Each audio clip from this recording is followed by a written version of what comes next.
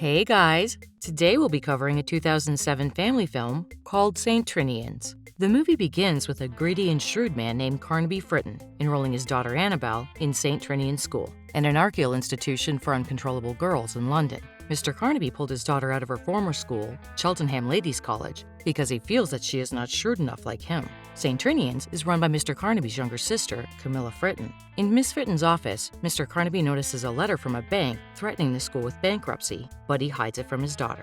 He then goes on to ask his sister for a family discount, but she refuses to give him one, stating that he never cared about his family and also ruined the family fortune with his Ponzi schemes. Annabelle is also not happy about the school, but Mr. Carnaby refuses to hear her out. After he leaves, Annabelle is approached by a girl named Kelly, the head girl of St. Trinians. Kelly walks Annabelle around the school and introduces each of the different cliques in the school: Posh Toddy, Chavs, Emos, Geeks, and First Years. Annabelle has a rough first night in the school when her towel and dressing gown are taken from the shower. Moreover, the bully girls also broadcast her on the internet while she is running naked to the dormitory. She phones her dad and demands to be taken away from the school. However, Mr. Carnaby tells her to suck it up. In a fit of rage, Annabelle strikes her phone with a stick and smashes the bust of the school's founder. Miss Fritton catches her in the act, and impressed by her shot, she decides to draft her into the school's hockey team. That night, a man named Flash Harry pays a visit to the school. It's revealed that some of the girls from the school under Kelly covertly make alcohol in the lab and sell it on the black market for money.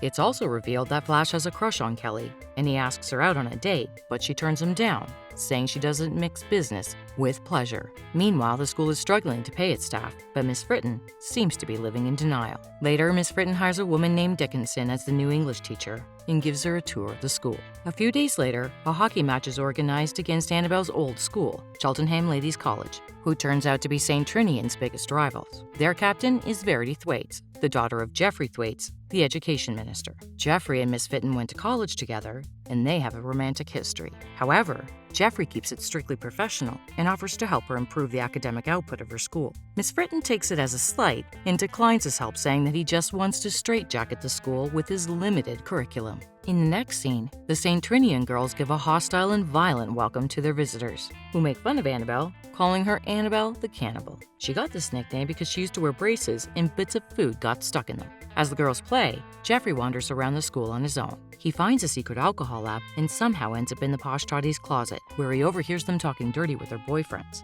Unfortunately, he gets caught, and the girls throw him out the window and into the pool. Elsewhere, the Trinians win the match, but it ends in a brawl between the two schools. Later, the Trinians girls celebrate their victory and party all night. The next day, a representative from the bank arrives and informs Miss Fritton that since she ignored the 6 previous demands from the bank, he's forced to serve her with a foreclosure notice. Miss Fritton gets into an argument, and the enraged bank manager calls the school's students delinquents and terrorists. He tells her that she has 4 weeks to repay the outstanding balance before the school is declared officially bankrupt. The news spreads quickly around the school, and the girls celebrate until it dawns on them that they would be sent to other, normal schools. After getting the news, Mr. Carnaby smells an opportunity and rushes to the school. He offers to turn the school into a boutique hotel and sell it for a higher price to repay the loan and split the profits. Miss Fritton is taken aback by the proposition, and she asks him how he could think about selling this school that is so close to their family. However, Mr. Carnaby reveals that he doesn't care about any family members, including his own daughter, Annabelle. He further mentions that he sometimes wonders if she's even his daughter. Hearing this, Miss Fritton defends the girl, saying she's got the true family stripe, while he is just a snake. Meanwhile, Annabelle, who has been eavesdropping on the conversation, is devastated.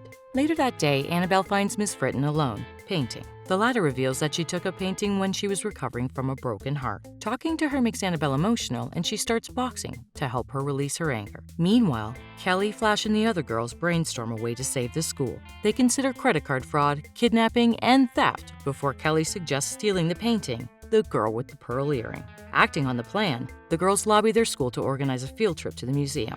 Later, they spread out to the museum and perform a recon on the place. There are 28 CCTV cameras on separate circuits, while 4 shifts of 12 armed guards patrol the galleries 24 hours a day. Later, the girls learn from Miss Dickinson that the school challenge competition final is set to be held in the museum. They decide to take part in the competition and make a detailed plan.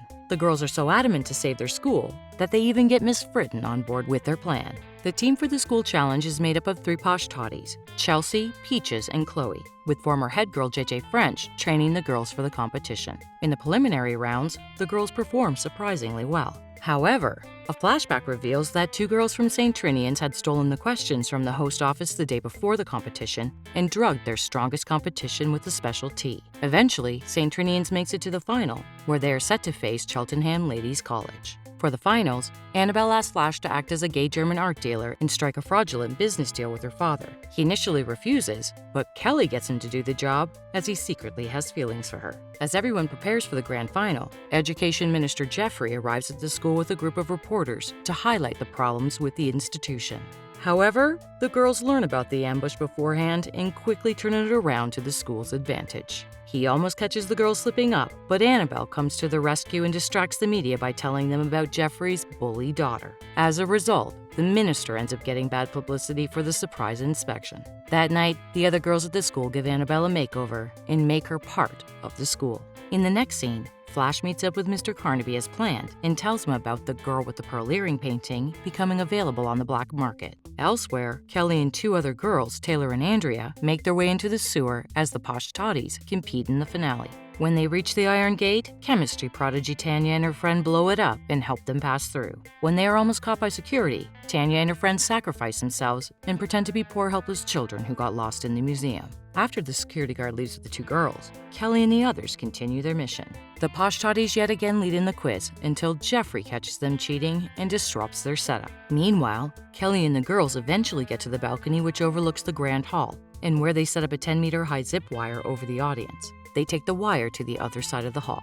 Soon, the host announces a short break, and Chelsea tells Miss Dickinson that their earpieces stopped working. Because of this, they refuse to go back to the competition area. However, Miss Dickinson gives them a motivating pep talk, which finally convinces them to continue the quiz. In the next scene, Jeffrey eventually notices the cable over the audience and heads over to inspect it. Sensing trouble, Annabelle quickly briefs Miss Fitton about the situation, and she goes after Jeffrey to distract him. She brings up their past and gets him drunk until he passes out. Elsewhere, the girls learn that the room where the valuable paintings have been put on display is secured by extremely strict security. Despite this, Kelly, Taylor, and Andrea retrieve the painting after using a sophisticated dance routine to foil the security. After this, Taylor and Andrea use the cable to get back to the other side, but when it's Kelly's turn, the rope snaps. Now, Kelly is stuck with no other way to get to the other side. To make matters worse, Verity also catches on to their plan and tries to stop them. Fortunately, Annabelle swiftly strikes her with a shot and knocks her out. As Chelsea answers the final tiebreaker question, Miss Fitton notices that Kelly needs help and rushes to her. She shoots the same rope at the roof and swings by it to help Kelly return. Meanwhile, Chelsea gets the final question right, and St. Trinian's wins the school challenge. The school successfully gets the painting, but they sell a duplicate one to Carnaby Fritton for a huge sum of money. They then return the real one to the museum under the cover of having found it. For this gesture, they get a £50,000 reward. They use the cash from Carnaby Fritton to pay back the money owed to the bank and save St. Trinian's from closing. The school also manages to change the public's perception towards them, and St. Trinian's girls are hailed as model citizens and an example to young people everywhere. Jeffrey also makes amends with Miss Fritton and gets back together with her. The movie ends as the girls party all night and celebrate their victory.